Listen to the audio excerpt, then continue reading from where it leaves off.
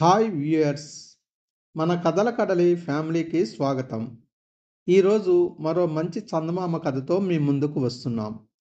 సాహసోపేతమైన ఈ కథ మీకు తప్పక నచ్చుతుందని ఆశిస్తున్నాం. ఇక కథలోకి వెళ్దాం. కథ పేరు మృత్యులోయ. మణిపురి యువరాణి మధుమతి అద్భుత సౌందర్య రాశి. ఆమెను వివాహమాడటానికి పలువురు రాకుమారులు పోటీపడి వచ్చారు. కానీ ఆమె ఏ ఒక్కరిని వివాహమాడటానికి అంగీకరించలేదు. తమ గారాల పట్టి వివాహం కళ్ళ చూడకుండా కళ్ళు మూస్తామేమో అని ఆమె తల్లిదండ్రులు దిగులు పడసాగారు. ఆ సమయంలో ఒక సామంతరాజు కుమారుడు విక్రమ్ మధుమతిని వివాహమాడటానికి వచ్చాడు. రూపంతో పాటు విక్రమ్లోని హుందాతనం, దయ మొదలైన విశిష్ట గుణాలను చూసి మధుమతి అతన్ని వివాహమాడడానికి సమ్మతించింది. అతడు రాజవంశానికి చెందినవాడు కాకపోయినప్పటికీ అతన్ని తమ కుమార్తె వివాహమాడడానికి సమ్మతించింది అదే చాలునని రాజదంపతులు పరమానందం చెందారు. వివాహ ముహూర్తం నిర్ణయించబడింది. రాజ్యమంతా 3 రోజుల పాటు పండగ జరిగింది. అయితే ఆ మరునాడే ఎదురు చూడని దుర్ఘటన జరిగిపోయింది. పెళ్లికి ముందు రోజు యువరాణి సంప్రదాయం ప్రకారం సమీపాన ఉన్న నదికి స్నానానికి వెళ్ళింది. కానీ ఆ తరువాత తిరిగి రాలేదు. ఆమె వెంట వెళ్ళిన పరిచారికలు రోదిస్తూ రాజభవనానికి తిరిగి వచ్చి సంగతి చెప్పారు. రాజ్యం విషాదంలో మునిగిపోయింది. పెళ్లికి ముందు తమ కుమార్తెకు ప్రాణగండం ఉందన్న సంగతి రాజదంపతులకు అప్పుడే గుర్తుకు వచ్చింది. అందుకే ఆమె ఇన్నాళ్ళు పెళ్లికి సుముఖంగా లేదని కూడా వాళ్ళు ఇప్పుడు గ్రహించారు. ఆమెను పెళ్లాడడానికి వచ్చిన విక్రమ్ తీరని ఆశాభంగానికి గురయ్యాడు. ఎప్పటికన్నా యువరాణి భౌతిక కాయం నది గట్టుకు కొట్టుకు వస్తుందని కడసారిగా చూసి వెళదామని రాజధానిలోనే ఉండిపోయాడు. రోజు నదీ తీరానికి వెళ్ళి విచారంతో ఎదురు చూసేవాడు. నిరాశతో తిరిగి వచ్చేవాడు. తమ కూతురి పట్ల విక్రమ్ పెంచుకున్న అభిమానాన్ని చూసిన రాజదంపతులు ఒక దశలో అతన్ని తమ పుత్రుడిగా దత్తత చేసుకుని యువరాజును చేద్దామా అని కూడా ఆలోచించారు. అయితే విక్రమ్ ఆ సూచనను అంగీకరించలేదు. బహుశా మధుమతిని మృత్యులోయకు ఎవరో తీసుకుని వెళ్ళి ఉంటారని, తను వెళ్ళి ఆమెను తిరిగి తీసుకురాగలనని చెప్పాడు. రాజదంపతులు ఒకరినొకరు విస్మయంగా చూసుకున్నారు. అలాంటి లోయ ఒకటి ఉందని ఎవరికి తెలుసు? దాన్ని చేరుకోవడం ఎలాగా? ఒకసారి మరణించిన వ్యక్తి మళ్ళీ ప్రాణాలతో రావడం ఎలా సాధ్యం అని అనుమానంతో ఆలోచించసాగారు. అయితే విక్రమ్ ఆలోచన మరో దిశగా సాగింది. యువరాణి మృతదేహం ఇంతవరకు కనిపించలేదు. అందువల్ల ఆమె మరణించిందన్న విషయం దృఢంగా చెప్పలేం.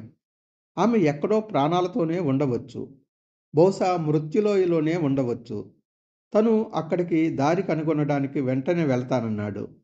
సరేనని బరువెక్కిన హృదయాలతో రాజదంపతులు అతనికి వీడ్కోలు పలికారు.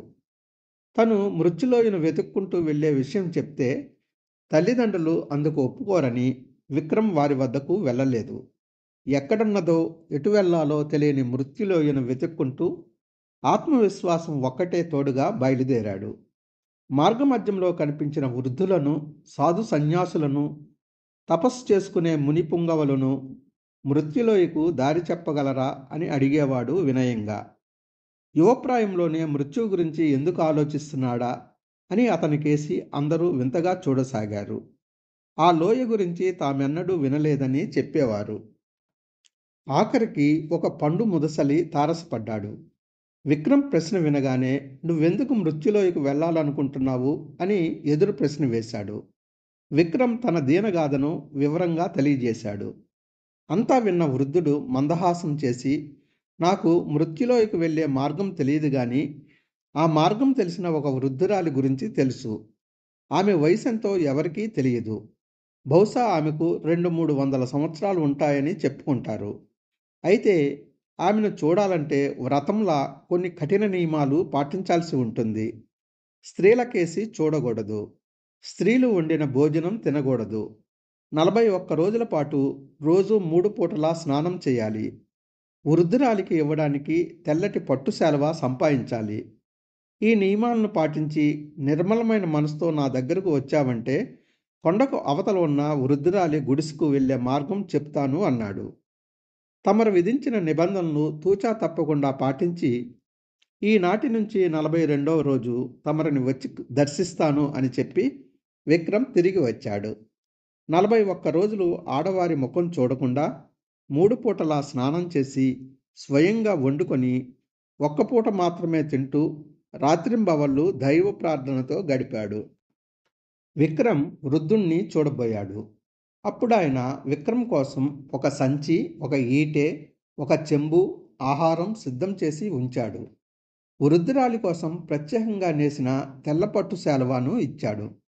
విక్రమ్ వృద్ధుడి వద్ద సెలవు తీసుకుని దూరాన ఉన్న కొండలు, కోనలు, అడవులు దాటి ఆవలికి వెళ్ళాడు. కొండలెక్కడం అతనికి అంత కష్టంగా అనిపించలేదు. అయితే అవతల వైపు చేరాక వృద్ధురాలి గుడిసెను కనుగొనడం కష్టంగా తోచింది. ఆఖరికి అడవిలో ఒకచోట సమతల ప్రదేశంలో ఉన్న ఒక చిన్న గుడిసె కనిపించింది. విక్రమ్ గుడిసెను సమీపించి అవ్వా అవ్వా అని పిలుస్తూ తలుపును మెల్లగా తెరిచి చూశాడు. లోపల మంచం మీద ముడతలు పడ్డ ముఖంతో పుల్లల్లాంటి కాళ్ళు చేతులతో ఒక వృద్ధురాలు కనిపించింది. తన సంచి నుంచి తీసి తెల్లటి పట్టు శాలువాను ఆమెకిచ్చాడు. వృద్ధురాలి ముఖం సంతోషంతో ప్రకాశించింది. నా నుంచి నీకేం కావాలి నాయనా అని అడిగింది ఆప్యాయంగా. అవ్వా, మృత్యులోయకు వెళ్ళాలనుకుంటున్నాను అన్నాడు విక్రమ్. అంతేనా అని అడిగింది వృద్ధురాలు ఆశ్చర్యంగా. అవును అవ్వా, అక్కడ నా ప్రాణ సమానురాలైన మధుమతిని చూడాలనుకుంటున్నాను. ఆమెను మళ్ళీ రాజభవనానికి తీసుకువెళ్ళి ఆమె అంగీకరిస్తే వివాహం ఆడాలనుకుంటున్నాను అన్నాడు విక్రమ్. నువ్వు ఆమెను అక్కడ కలుసుకోగలవో లేదో నాకు తెలియదు. మరణించిన వాళ్ళు వెన్నెల్లో గడపడానికి అక్కడికి వస్తారన్న విషయం మాత్రం తెలుసు.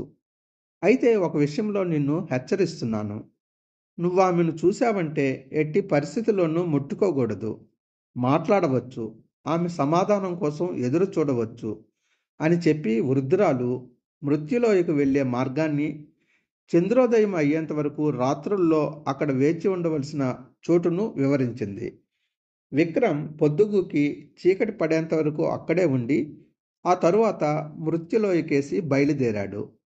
చంద్రోదయం అయిందా లేదా అని అడ్డుగా ఉన్న చెట్టు కొమ్మల నుంచి చూస్తూ ముందుకు నడవసాగాడు. సిద్ధంగా ఈటెను పట్టుకుని వెళ్ళినప్పటికీ అదృష్టవశాత్తు ఎలాంటి వన్యమృగము దారికి అడ్డంగా రాలేదు. చంద్రోదయం అయింది. దూరంగా వెన్నెల కాంతిలో ఉన్నట్టుండి కొన్ని అందమైన ఆకారాలు పూల మొక్కల మధ్య నడయాడడం కనిపించింది. ఆ ఆకారాలలో యువరాణి మధుమతి ఎవరా అని విక్రమ్ ఆతృతగా చూశాడు. యువరాణి పోలికతో ఒక ఆకారం కనిపించగానే ఉత్సాహంగా వెళ్ళి చెయ్యి పట్టుకొని, యువరాణి, నేను విక్రమ్ను, నాతో రండి, నిన్ను మీ తల్లిదండ్రుల వద్దకు తీసుకువెళతాను అన్నాడు. మరుక్షణమే యువరాణి అదృశ్యమైపోయింది. విక్రమ్ ఏమి చేయడానికి తెలియక అలాగే శిలలా నిలబడ్డాడు. ఆ తరువాత యువరాణి జాడ కనిపించలేదు. తెల్లవారాక వృద్ధురాలి గుడిసెకు తిరిగి వెళ్ళి జరిగిన సంగతి వివరించాడు. అంతా ఓర్పుగా విన్న వృద్ధురాలు, ఈ రోజంతా ఇక్కడే ఉండి పొద్దుపోయాక నీ ప్రేయసిని వెతుక్కుంటూ మళ్ళీ అక్కడికి వెళ్ళు. అయితే ఆమెను చూసినప్పుడు తాకడానికి మాత్రం ప్రయత్నించకు అన్నది. సూర్యుడు అస్తమించి చీకటి పడ్డాక విక్రమ్ మృత్యులోయకేసి బయలుదేరాడు. అయితే ఈరోజు అతడు ఈటెను తీసుకువెళ్ళలేదు. చేతిలో ఈటె పట్టుకొని ఉండడం వల్ల యువరాణి తనను గుర్తించకపోవచ్చని అనుమానించాడు. చంద్రుడు ఉదయించి చల్లని వెన్నెల సమయాన అతడు అక్కడికి చేరుకున్నాడు. యువరాణి కనిపిస్తే తాకకుండా మాట్లాడాలని దృఢంగా నిశ్చయించుకున్నాడు. మనసులో దేవుణ్ణి ప్రార్థించాడు. ఆశ్చర్యం ఏమిటంటే దూరం నుంచే అతన్ని గుర్తించి, విక్రమ్, నన్ను వెతుక్కుంటూ ఇంత దూరం వచ్చావా? ఈ చోటుని ఎలా కనుగొన్నావు అంటూ యువరాణి అతని దగ్గరకు పరిగెత్తుకు వచ్చింది. విక్రమ్ ఆమెను తాకకుండా ఉండడానికి జాగ్రత్త పడ్డాడు. యువరాణి నదిలోకి దిగి కనిపించకుండా పోయిన క్షణం నుంచి తను పడిన పాటలను, చేసిన సాహసాలను వివరించి, నాతో వచ్చే, నిన్ను రాజభవనానికి తీసుకువెళతాను, మీ తల్లిదండ్రుల అనుమతితో వివాహం ఆడదాము అన్నాడు ఆతృతగా. తప్పకుండా వస్తాను విక్రమ్, వెనక్కి తిరిగి చూడకుండా నువ్వు ముందుకు నడువు, నేను నిన్ను అనుసరించి వస్తాను. కొండను ఎక్కి ఆవలికి వెళ్ళాక నేను నిన్ను పేరు పెట్టి పిలుస్తాను. అప్పుడు వెనక్కి తిరిగి చూడవచ్చు అన్నది యువరాణి. తన పట్ల గల నిజమైన ప్రేమను బయటపెట్టిన యువరాణిని విక్రమ్ పరిపూర్ణంగా విశ్వసించాడు. మృత్యులోయ నుంచి వెనుతిరిగి అడవులు, కోనలు దాటి కొండను ఎక్కుతున్నప్పుడు తూర్పు దిక్కున వెలుగురేఖలు కనిపించసాగాయి. ఆ సమయంలోనే అతని పేరును పిలిచే మృదువైన కంఠస్వరం వినిపించింది. పట్టరాని ఉత్కంఠతో మధుమతి విక్రమ్ దగ్గరకు వచ్చింది. అతడు ఆమె చెయ్యి పట్టుకొని పరమానందంతో ముందుకు నడిచాడు. ఇద్దరూ రాజభవనం సమీపించారు.